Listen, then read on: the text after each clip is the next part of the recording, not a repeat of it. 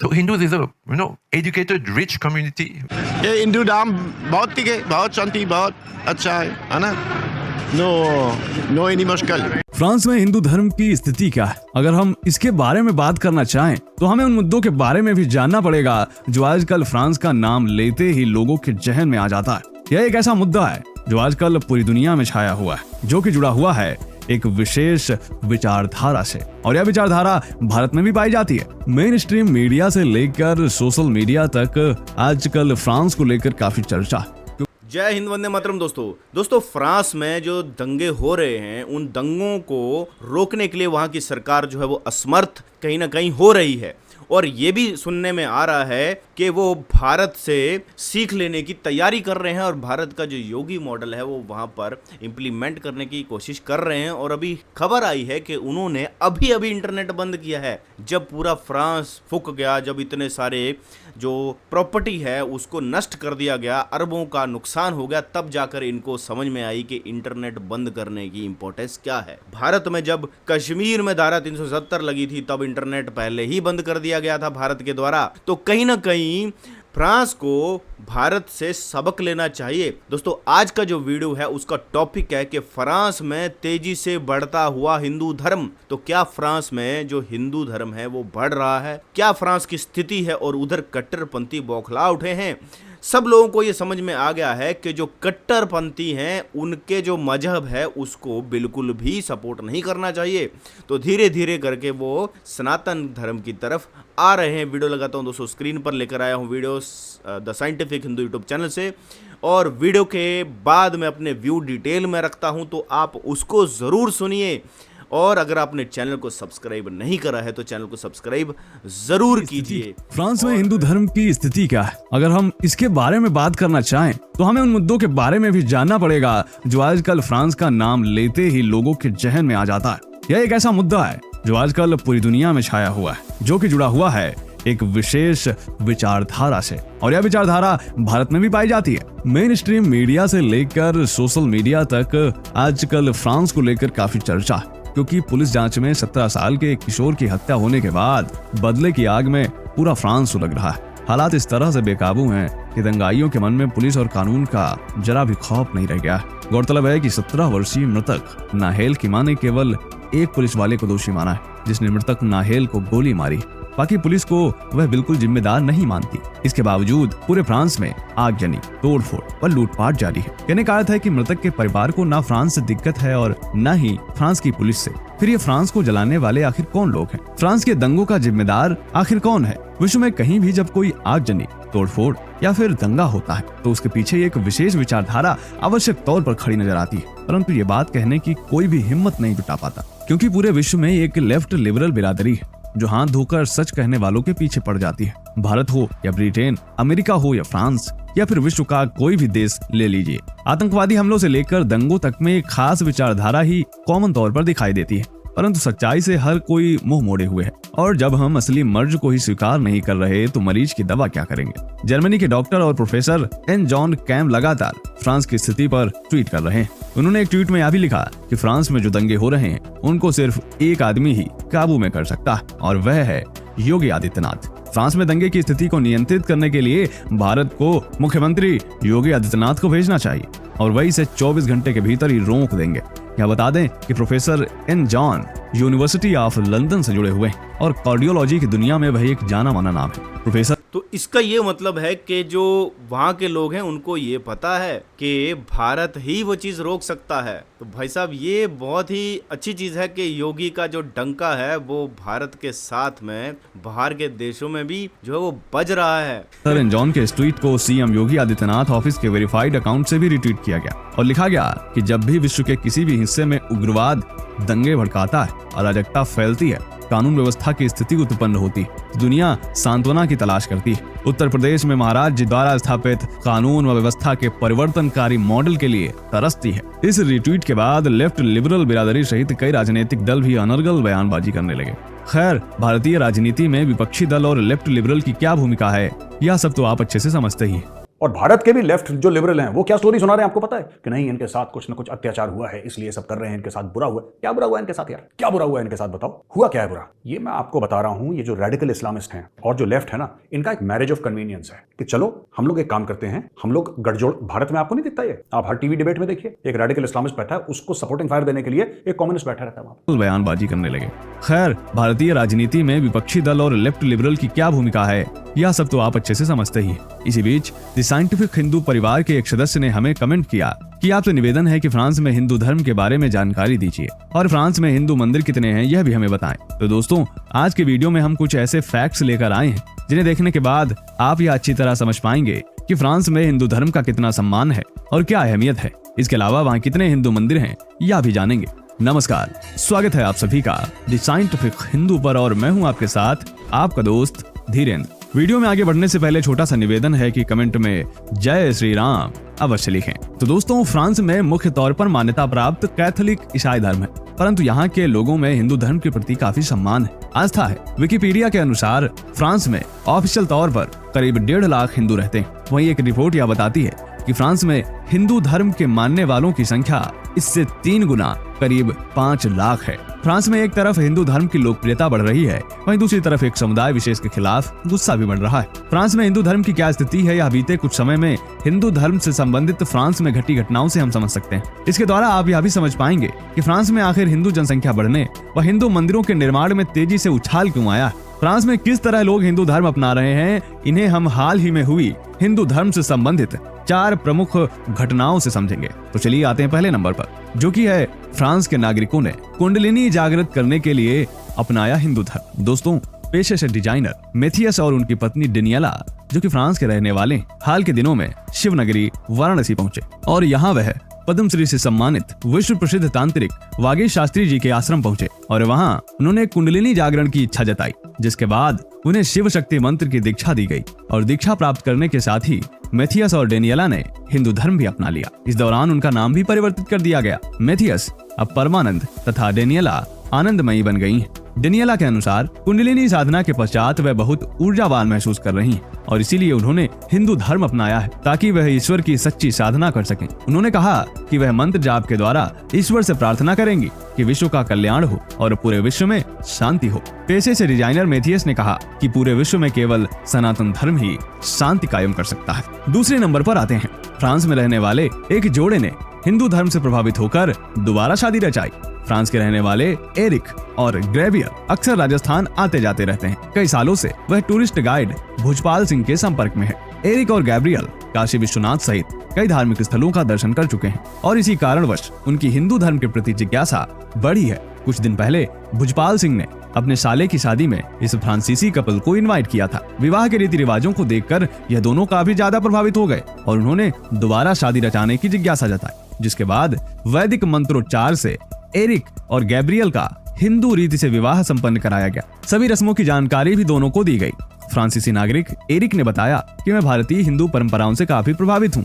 भुजपाल सिंह ने जब मुझे अपने साले की शादी में इनवाइट किया तो मैंने भी सोचा कि क्यों ना मैं भी ग्रेवियल के साथ हिंदू परंपरा अनुसार दोबारा शादी करूं ताकि हम दोनों का साथ 7 जन्मों तक बना रहे और इसीलिए हमने हिंदू रीति से दोबारा शादी रचाई है। उन्होंने कहा कि हमारी हिंदू धर्म में प्रगाढ़ आस्था है और हम हिंदू रीति रिवाजों का ही पालन करते हैं। हम फ्रांस में रहकर भी हिंदू धर्म का पालन करते हैं, वही अन्य लोगों को भी इस संबंध में जानकारी देते हैं। तीसरे नंबर पर आते हैं, जब फ्रांस के डेनियल बन गए भगवान गिरी। करोड़ों की संपत्ति होने के बाद भी लोगों को जिंदगी में शांति नहीं मिलती। किसी ने सच ही कहा है कि पैसे से इंसान सब कुछ खरीद सकता है लेकिन मानसिक शांति और खुशी नहीं खरीद सकता। ऐसा ही कुछ हुआ फ्रांस के रहने वाले डेनियल के साथ। करीब 34 साल पहले शांति की तलाश में वह भारत आए थे और यहीं के होकर रह गए।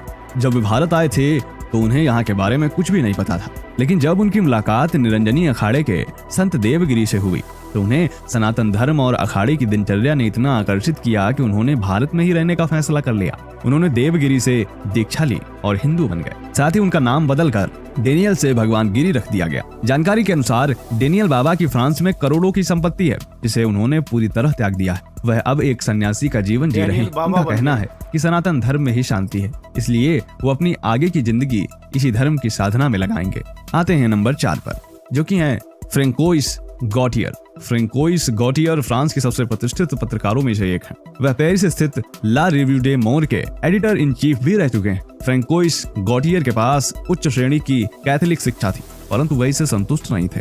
एक बार वे पेरिस से भारत आए और दिल्ली में अरविंदो आश्रम में रुके, जहां उन्हें आध्यात्मिक अनुभूति हुई, जिसके बाद उन्होंने भारत में रहने तथा हिंदू धर्म अपनाने का विचार बनाया और फ्रांस में लगातार हिंदू धर्म लोकप्रिय हो रहा है। यहाँ सैकड़ों हिंदू मंदिर स्थित हैं। अब बात करते हैं कि आखिर फ्रांस में हिंदू मंदिर कितने हैं। यहाँ के प्रमुख मंदिरों की बात करें तो फ्रांस की राजधानी पेरिस में ही करीब 6 प्रमुख हिंदू मंदिर हैं, जिनके नाम हैं गणेश हिंदू मंदिर, Shri Ashtalakshmi Devasthanam, Shri Radha Parameshwara temple, Shiva Parvati temple, Shri Satyanarayana temple, Shri Durga Amman temple. इसके अलावा लुकाय ले मेल शहर में इस्कॉन टेम्पल, लियोन का विनायका हिंदू मंदिर, सेंट डेनिस में श्री महाकाल कंबल टेम्पल, सैरकिलेस में राधा कृष्ण मंदिर आदि कई प्रमुख मंदिर फ्रांस में मौजूद है। तो दोस्तों ये कुछ फ्रांस के लोग थे जिन्होंने हिंदू धर्म को अपनाया, समझकर, कोई जबरदस्ती नहीं, कोई जोर नहीं।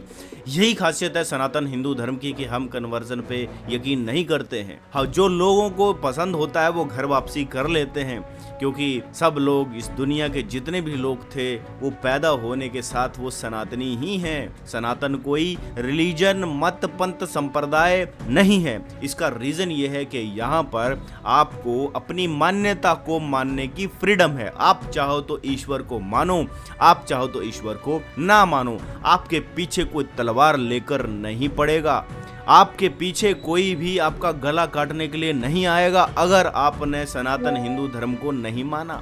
यही रीज़न है कि आए दिन जो है हमारे जो धर्म शास्त्र हैं उनको जलाने की बातें होती हैं, उनको जलाया भी जाता है, लेकिन कभी किसी का गला नहीं काटा जाता, ना ही उसके पीछे दंगे होते हैं और पब्लिक प्रॉपर्टी को ना ही ख़त्म किया जाता है।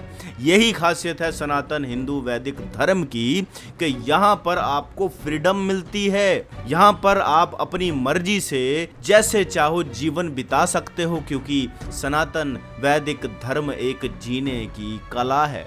अगर आप सनातन वैदिक धर्म के हिसाब से जियोगे तो आप प्रकृति से भी कनेक्टेड रहते हो, आप नेचर से भी कनेक्टेड रहते हो, और जो नेचुरल शक्तियां हैं उनकी जब आप रिस्पेक्ट करते हो तो आप अपने आप ही इस पूरी सृष्टि के लिए एक अच्छी जो अपनी तरफ से जो है वो कंट्रीब्यूशन देते हो। हमारे में जो पेड़ पूजे जाते हैं वो ऐसे पेड़ हैं जो ऑक्सीजन जनरेट करते हैं दिन रात, जैसे पीपल के पेड़ को बड़ा पूज्य पेड़ माना जाता है।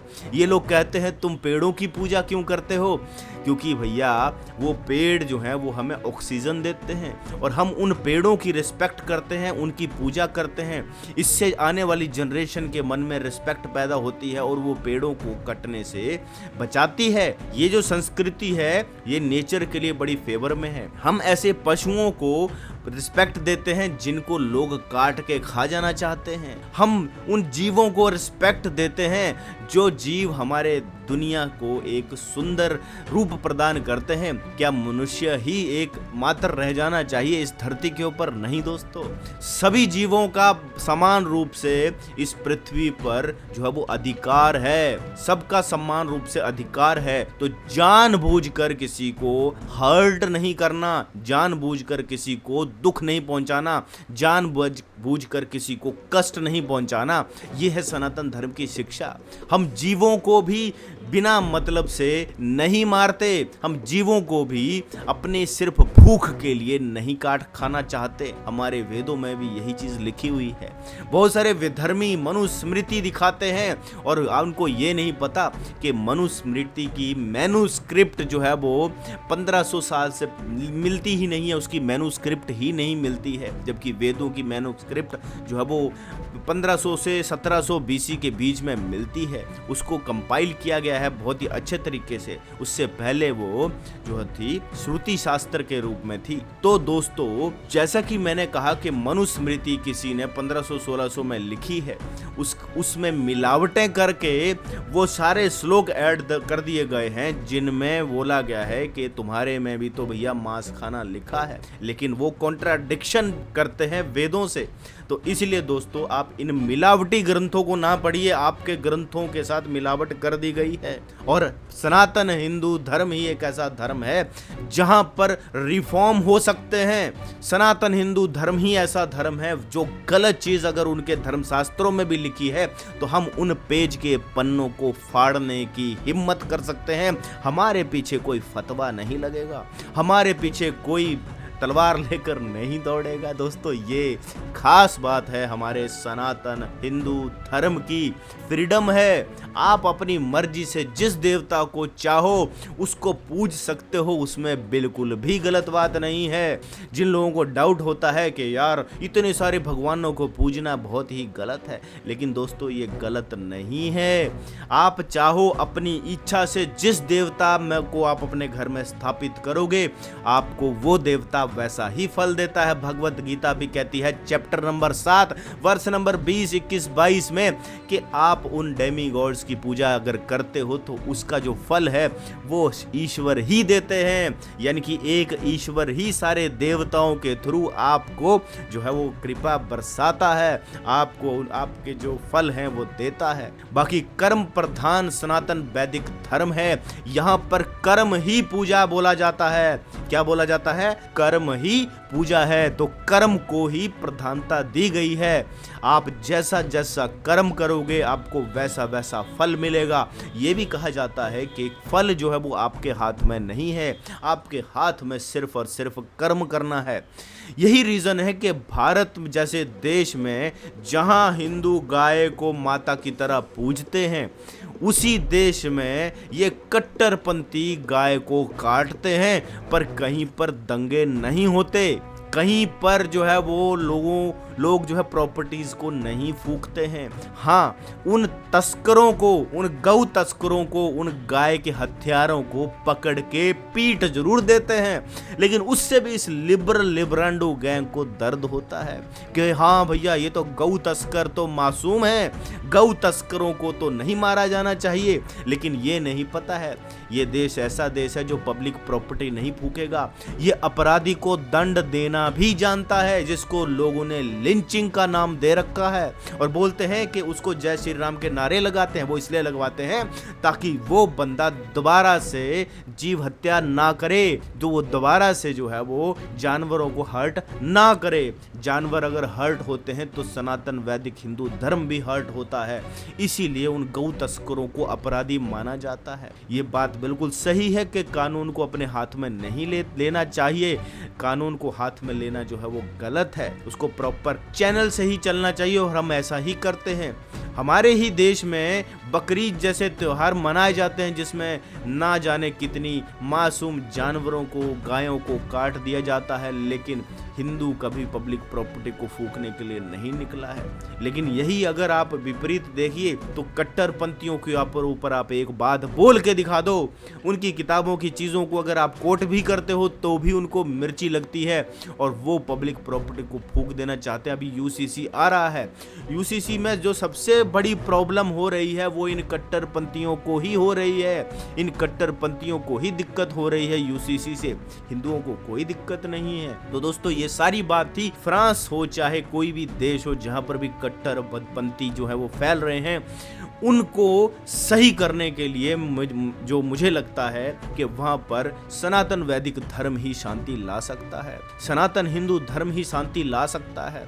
समाज में अपराध होते हैं, लेकिन अगर आप सनातन धर्म की शिक्षाएं सही रूप से लोगों को देंगे तो उनके अंदर जो मोरालिटी भी बढ़ेगी और वो मन से जब अपने आप जब रुक जाएंगे अपराध करने से, तो इससे शांति जो है वो स्थापित होती है। जैसे हमने अगर सनातन धर्म को पढ़ा है तो हम कभी भी दंगे नहीं करेंगे, हम कभी भी समाज में अशांति नहीं फैलाएंगे, क्योंकि हमें पता है कि हमारे धर्म की किताब क्या कहती है। धृति क्षमा दमो रस्त्या सोचम इंद्री निर्गृहम धी विद्या सत्यम क्रोधो दशकम धर्म लक्षणम। जिसने ये पढ़ लिया वो हिंदू बन गया, सनातनी बन गया। तो दोस्तों इसी के साथ वीडियो समाप्त करता हूँ। उम्मीद करता हूँ ये वीडियो आपको पसंद आया होगा। वीडियो पसंद आया है तो वीडियो को लाइक जरूर कीजिए। और दोस्तों बहुत सारे लोग शुरू का पार्ट देकर चले जाते हैं और मेरे बारे में ये अनुमान लगा लेते हैं कि मैं तो दूसरे के वीडियो दिखाता हूँ, लेकिन आप लास्ट वाला पार्ट नहीं देखते हो।